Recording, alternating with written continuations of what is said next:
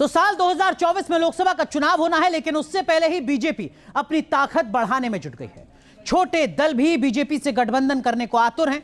छोटे दलों के थर्ड फ्रंट और मोर्चे से मोहभंग हो गया है, तो बीजेपी भी 2024 में उत्तर से लेकर दक्षिण तक फतह करने के लिए मैदान में उतर गई है।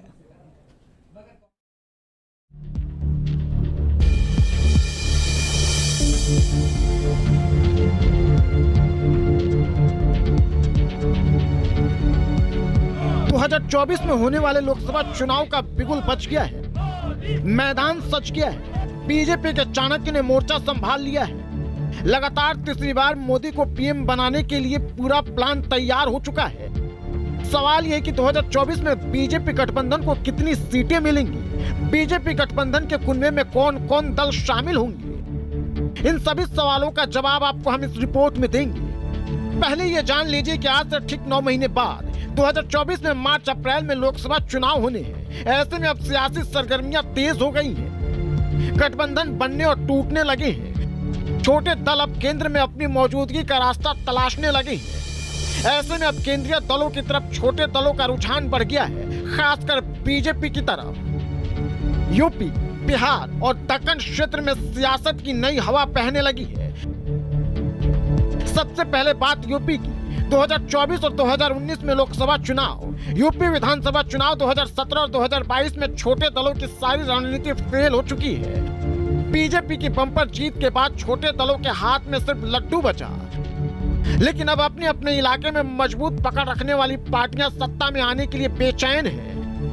इसमें पूर्वांचल में पकड़ रखने वाली सुहेलदेव भारतीय समाज पार्टी के अध्यक्ष ओपी राजभर, महान दल के अध्यक्ष केशव देव मौर्य और खबर तो ये भी है कि पश्चिमी यूपी से जयंत चौधरी भी बीजेपी से गठबंधन कर सकते हैं। अखिलेश यादव छोटे दलों के साथ मिलकर बीजेपी को हराने का हर संभव कोशिश कर चुके हैं। 2017 विधानसभा चुनाव में कांग्रेस से गठबंधन, 2019 लोकसभा चुनाव में बीएसपी से गठबंधन, 2022 विधानसभा चुनाव में छोटे दलों से गठबंधन। लेकिन चुनाव बीतते ही अखिलेश ने साथी को बदल दिया। ऐसे में अब छोटे दलों को अखिलेश पर भरोसा नहीं है। कांग्रेस की जीत पर संशय है। ऐसे में राजभर, केशव देव मौर्य और जयंत चौधरी अंदर खाने ही सही, लेकिन धीरे धीरे बीजेपी के करीब आने लगे हैं और राजभर तो कई बार सीएम योगी से मिल भी चुके हैं। अब ओम प्रकाश राजभर नजदीक आते दिख रहे हैं भारतीय जनता पार्टी के। इसका मतलब यही है कि एनडीए का गठबंधन या भारतीय जनता पार्टी का जो सबसे बड़ा अम्ब्रेला होता है, उसमें कहीं ना कहीं ये छोटी पार्टियां अपने आप को बढ़ता हुआ देखती हैं, आगे बढ़ता हुआ नजर आती हैं। उन्हें वो राजनीतिक जमीन मिलती है जो शायद किसी और बड़ी पार्टी में नहीं मिलती है। यही वजह है कि अगर हम 2024 के उत्तर प्रदेश की राजनीति पर नजर डालें तो वो छोटी पार्टियां जो पीछे किसी और के साथ थी, कहीं ना कहीं अब भारतीय जनता पार्टी की तरफ रुझान करने लगी हैं। यूपी में लोकसभा की 80 सीटें हैं और बीजेपी चुनाव से 9 महीने पहले ये मिशन 80 में जुट गई है। 2019 में बीजेपी को 62, अपना दल को 2, बीएसपी को 10, समाजवादी पार्टी को 5 और कांग्रेस को 1 सीट पर जीत मिली थी।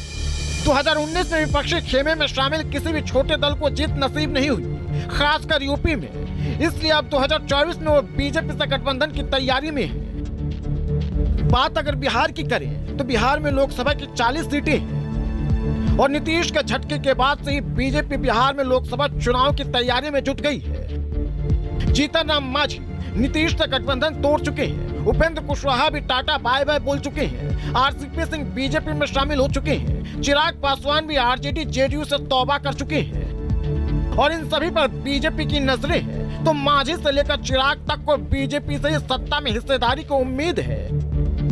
अब बात दक्षिण भारत की। 2024 में दक्षिण फतह के लिए बीजेपी का फुल प्लान तैयार हो चुका है।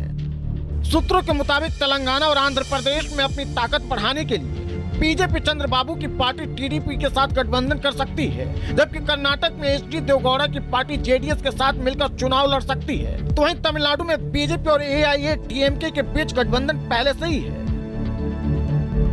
कुमारस्वामी के जेडीएस की अगर हम बात करें तो कुछ यही निकल के आ रहा है कि कहीं ना कहीं सूत्र यही बता रहे हैं कि कर्नाटक में जेडीएस भारतीय जनता पार्टी के साथ किसी संगठन या समझौते के तौर पर साथ आ सकता है। ऐसे में 2024 का कर्नाटक का जो रंग और तस्वीर है वो अलग हो सकती है। और सबसे अहम चीज है कि जो पार्टियां हैं वो छोटे छोटे दलों का आमतौर पर मिल जाया करती थी, लेकिन अब बड़ी पार्टी के साथ, खासतौर पे जो सत्ता में है, उनके साथ जाना पसंद कर रही हैं। पूरे देश में लोकसभा की 543 सीटें हैं, जबकि 2019 में बीजेपी गठबंधन को 303 सीटें मिली थी। लेकिन इस बार बीजेपी 350 के लक्ष्य को लेकर चल रही है, तो स्थानीय दल भी बीजेपी के साथ मिलकर 2024 में सत्ता का स्वाद चखने की कोशिश में है। Team news nation. चलिए